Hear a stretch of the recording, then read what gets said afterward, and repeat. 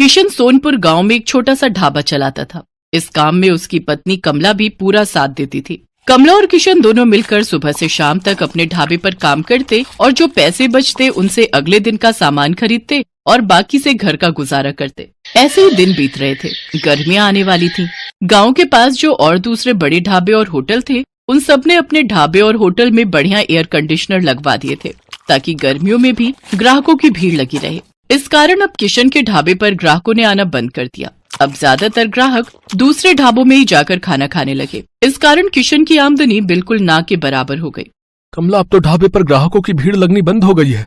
एक भी ग्राहक रोटी खाने के लिए नहीं आता। सबको इसी ढाबों में खाने की आदत हो गई है। और वैसे भी गर्मी के मौसम में कौन भला हमारे इस छोटे से पुराने ढाबे पर खाना खाएगा। सबको एसी की ठंडी हवा में खाना खाना अच्छा लगता है, पर हमारे पास तो इतने पैसे भी नहीं है कि हम बड़ा और महंगा एसी लगवा सकें। कैसे गुजारा चलेगा कमला, कुछ समझ नहीं आ रहा है। इसी बात को लेकर तो मुझे भी चिंता हो रही है। ग्राहक नहीं आते तो खाना भी रोजाना का खराब हो रहा है। हमारा तो बहुत नुकसान हो जाएगा। अब तो थोड़े से ही पैसे बचे हैं जिनसे सिर्फ एक दाल और रोटी बना सकते हैं। उसके अलावा हम कुछ नहीं बना सकते। किशन भाई, गर्मी में यहाँ बैठकर खाना बहुत मुश्किल है। आज तो मैं गलती से बैठ गया, नहीं तो अब तो मैं एसी वाले ठंडे ढाबे में ही खाना खाऊंगा। वहाँ थोड़े पैसे ज्यादा होते हैं पर आराम से खाना तो खा लेते हैं। लाओ, कितने पैसे हो गए? 50 रुपए। ये लो, और इस ढाबे का कुछ करो और साथ में एसी ढाबा करो इसे, नहीं तो कोई खाना खाने नहीं आएगा। दिन पर दिन किशन और कमला परेशान रहने लगे। अब तो इक्का दुक्का ही ग्राहक उनके ढाबे पर आता। इस कारण किशन ने सिर्फ एक दाल और रोटी बनानी शुरू कर दी, क्योंकि बाकी चीजें अगर वो बनाए तो ग्राहक नहीं आए तो खराब हो जाएंगी और फिर पैसे भी तो चाहिए। इसी कारण वो जैसे तैसे अपना ढाबा थोड़ा बहुत चला रहा था। कमला, आज बस 250 रुपए की कमाई हुई है। अब तो कोई रास्ता ही नजर नहीं आ रहा है। मुझे लगता है हमें अपना ढाबा बंद करना होगा। किशन के ढाबे के सामने एक बहुत बड़ा ढाबा था। वहाँ ग्राहकों की भीड़ लगी रहती थी, क्योंकि इस साल ही वहाँ के मालिक रघु ने बहुत ही बढ़िया मरम्मत करवाकर ढाबे में एसी लगवा दिया था। क्या बात है किशन, आज भी तेरे ढाबे पर कोई नहीं आया? एक काम कर, ढाबे पर ताला लगा दे। अब तेरा ढाबा नहीं चलने वाला। इतनी भारी गर्मी में एसी के बिना कोई खाना खाने नहीं आएगा, और तेरे पास इतने पैसे नहीं है कि तू मेरी तरह इतना महंगा एसी लगवा सके।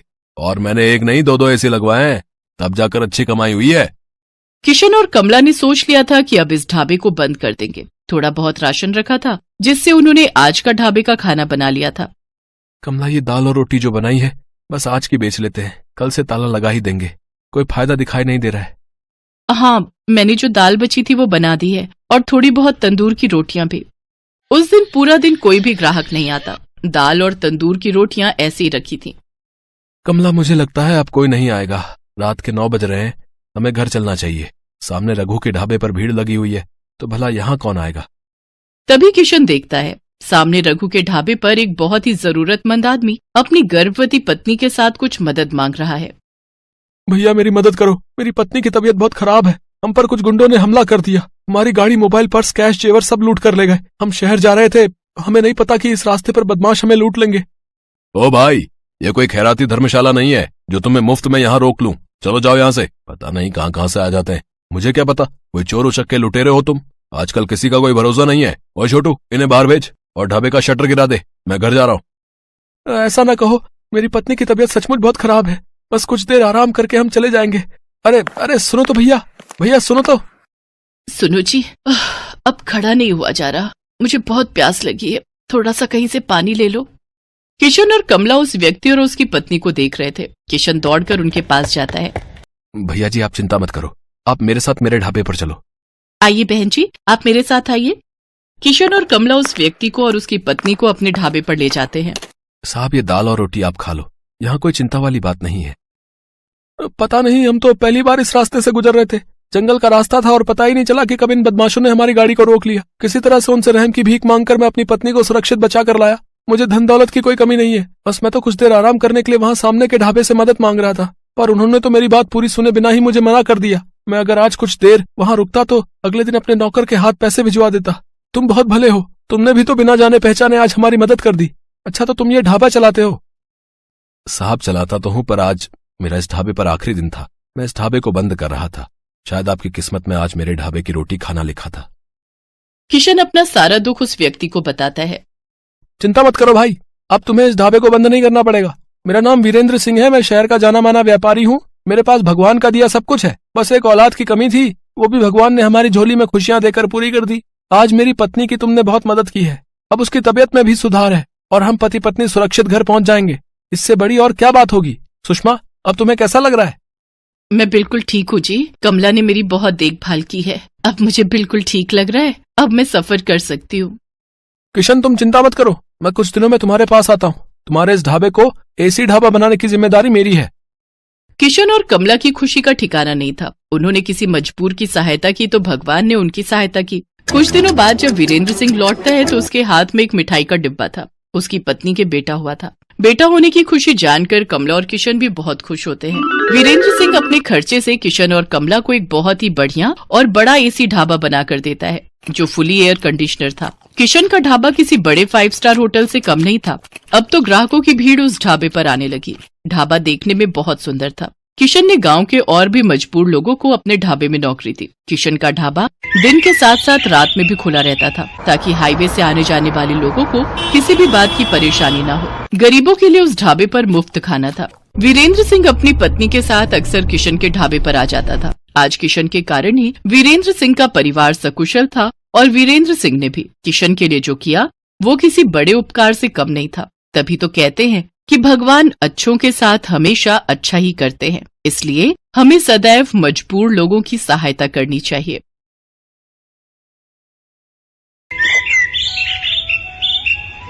छोटू, चल बेटा जरा जल्दी कर। वो 5 नंबर वाले टेबल पर कस्टमर बहुत देर से खाने का इंतजार कर रहा है और बाहर भी लाइन बढ़ती जा रही है। इतना लेट करेंगे तो सब बगल वाले होटल में चले जाएंगे।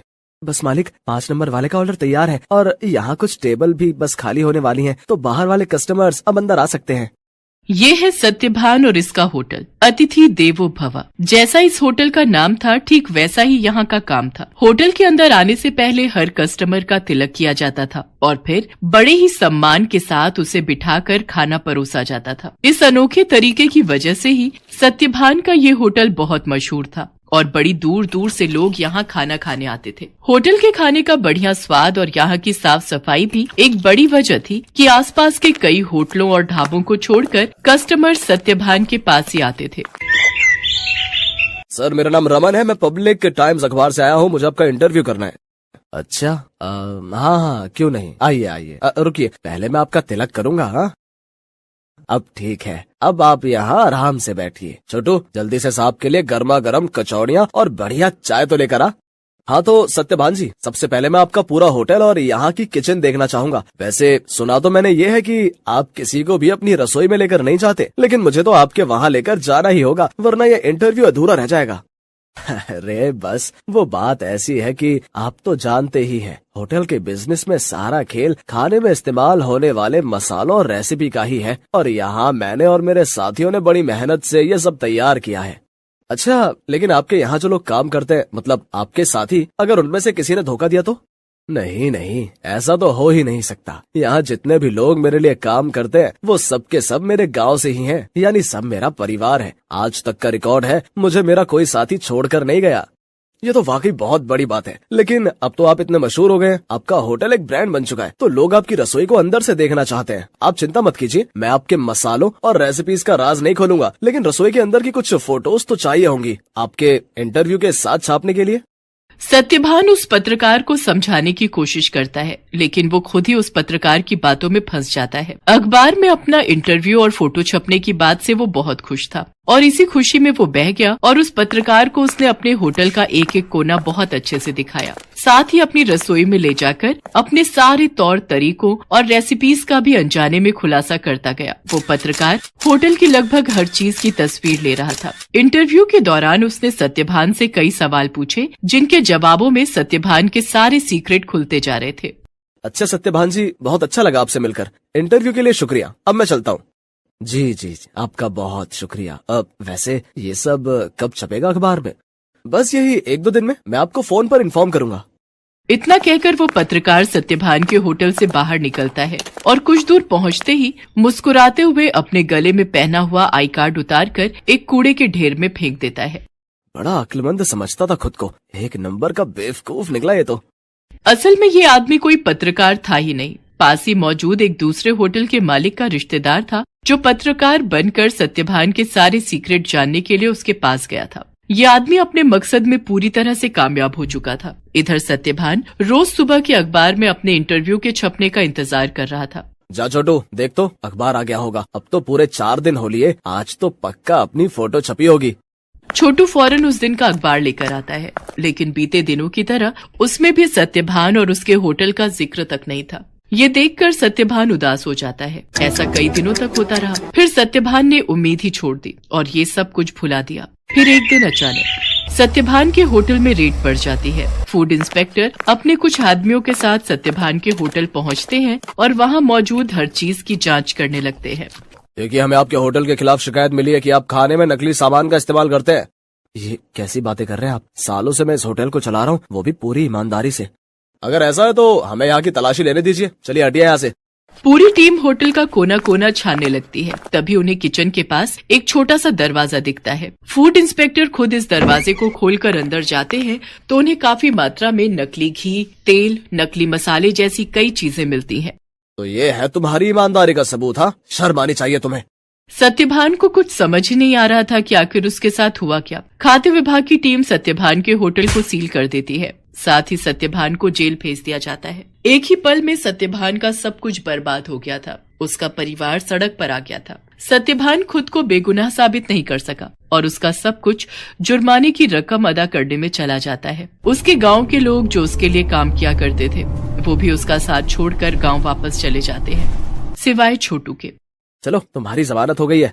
जमानत की बात सुनकर सत्यभान चौंक जाता है। वो बाहर आकर देखता है तो एक वकील के साथ खड़ा छोटू उसका इंतजार कर रहा था। छोटू, तूने ये सब कैसे किया बेटा? तेरे पास इतने पैसे कहाँ से आए? मैं तो बिन माँ बाप का एक लावारिस था मालिक। आपने मुझे सहारा दिया था तो मैं आपको इस हाल में अकेला कैसे छोड़ देता? आपको याद है, मैं हर महीने की तनख्वाह से कुछ पैसे जोड़ता था अपनी आगे की पढ़ाई के लिए। बस वही आज काम आ गए। छोटू की बात सुनकर सत्यभान की आंखों में आंसू आ जाते हैं और वो छोटू को गले लगा लेता है। लेकिन अभी भी सब कुछ ठीक नहीं हुआ था। शहर भर में सत्यभान का नाम खराब हो चुका था। इसलिए सत्यभान अपने परिवार और छोटू के साथ शहर छोड़कर अपने गांव चला जाता है। वहां बांस के बड़े बड़े जंगल थे जिनके बीचों बीच एक छोटी सी झोपड़ी बनाकर सत्यभान और उसका परिवार रहने लगता है। सत्यभान के पास गुजर बसर के लायक भी पैसे नहीं थे, इसलिए उसे कुछ तो करना ही था। तभी एक दिन उसने गांव के एक बच्चे को एक आधे कटे बांस में कुछ खाते हुए देखा। सत्यभान उस बच्चे के पास गया और उससे बोला, बेटा, ये क्या खा रहे हो? ये हरे बांस का अचार है और ये रोटी है। ये बर्तन, ये भी बांस से बना है। वो यहाँ गांव में बांस ही सबसे ज्यादा उगता है ना, तो हम लोग इसी का ज्यादा से ज्यादा इस्तेमाल करते हैं। उस बच्चे की बात सुनकर जैसे सत्यभान के दिमाग के घोड़े दौड़ने लगे। उसने फौरन छोटू को अपने पास बुलाया और उसे कुछ समझाने लगा। फिर अगले दिन तड़के सुबह ही वो छोटू के साथ बांस के जंगल में गया और ढेर सारी बांस की लकड़ियां काट कर ले आया। सत्यभान और छोटू दिन रात लगे रहे और देखते ही देखते उन दोनों ने सिर्फ बांस की मदद से पूरा का पूरा होटल बनाकर तैयार कर लिया, जहां दीवारें भी बांस की थीं और सारे बर्तन भी। अब सवाल ये था कि इस होटल में पकेगा क्या? मालिक, आप चिंता मत कीजिए, हमें जाकर सब लोगों से बात करनी चाहिए जो शहर में अपने साथ काम करते थे। मुझे विश्वास है कि वो सब हमारा साथ जरूर देंगे। छोटू की बात मानकर सत्यभान अपने गांव के लोगों से बात करता है। धीरे धीरे गांव के कई लोग उसकी मदद के लिए आगे आते हैं। कई लोग उसे मुफ्त में राशन देते हैं, जिसके साथ हरे बांस का इस्तेमाल करके सत्यभान और छोटू होटल के लिए खाना बनाते हैं। और इस तरह एक बार फिर सत्यभान का होटल चल पड़ता है। लेकिन हालात अब पहले से बहुत अलग थे। कई दिनों तक सत्यभान के होटल में एक भी ग्राहक नहीं आता। फिर एक दिन शहर से कुछ दोस्तों का एक ग्रुप वहां आता है और सत्यभान के अनोखे होटल को देखकर चौंक जाता है। कुछ नया आजमाने के इरादे से वो सभी सत्यभान के होटल के अंदर आ जाते हैं। सत्यभान उन सब की बहुत ही अच्छे से खातिरदारी करता है और फिर भाई वाह, मजा आ गया। ये तो बिल्कुल ही नया एक्सपीरियंस था। शहर से इतनी दूर इतनी अच्छी सर्विस और उससे भी बढ़िया खाना। सच में बहुत अच्छा लगा यहाँ आकर। और सबसे बड़ी बात, मुझे तो पता ही नहीं था कि बांस को भी खा सकते हैं, वो भी इतने अलग अलग रेसिपीज में। सत्यभान के खाने और अलग किस्म के होटल की तारीफ वो सभी दोस्त अपने दूसरे दोस्तों से जाकर करते हैं, जिसके चलते और भी लोग खास तौर पर सत्यभान के होटल में खाना खाने वहां पर आते हैं। सत्यभान की सर्विस और खाना बहुत जल्दी अपना पहचान बना रहा था। लोग शहर के हाई फाई होटल छोड़कर सत्यभान के पास गांव में आ रहे थे। धीरे धीरे सत्यभान की गाड़ी पटरी पर आने लगती है और उसके पुराने साथी जो गांव में ही थे, वो भी उसके पास काम पर लौट आते हैं। मालिक, भगवान की दया से अब सब ठीक हो रहा है, लेकिन अब तक ये समझ नहीं आया कि आखिर वो सब नकली सामान उस दिन अपने होटल में आया कहाँ से। ये पहेली तो सच में सुलझानी ही होगी छोटू। मुझे लगता है मुझे कुछ करना चाहिए। सत्यभान के पास अब इतने पैसे जमा हो चुके थे कि वो अपने खिलाफ रची गई साजिश की जांच करवा सकता था। वो अपने केस को रीओपन करवाता है और एक प्राइवेट डिटेक्टिव की मदद से सारा सच बाहर निकलवाता है। असल में रमन जो सत्यभान के पास पत्रकार बनकर आया था, ये सब उसके और उसके रिश्तेदार की सांठगांठ थी, जो सत्यभान के पुराने होटल के पास ही अपना होटल चलाता था। साथ ही सत्यभान की तरक्की से जलता भी था। रमन के द्वारा जुटाई गई जानकारी की मदद से ही वो सारा नकली सामान रातों रात चुपके से सत्यभान के होटल के अंदर पहुंचाया गया था। प्राइवेट डिटेक्टिव ने सारे जरूरी सबूत जुटा लिए थे, जिनकी मदद से दूध का दूध और पानी का पानी हो गया। दोषियों को सजा मिली और सत्यभान को उसकी खोई हुई इज्जत। शहर में मौजूद सत्यभान की सारी संपत्ति उसे वापस मिल जाती है, जहां सत्यभान फिर से अपना होटल शुरू करता है, लेकिन बिल्कुल नई थीम, नए तौर तरीकों और नई रेसिपीज के साथ।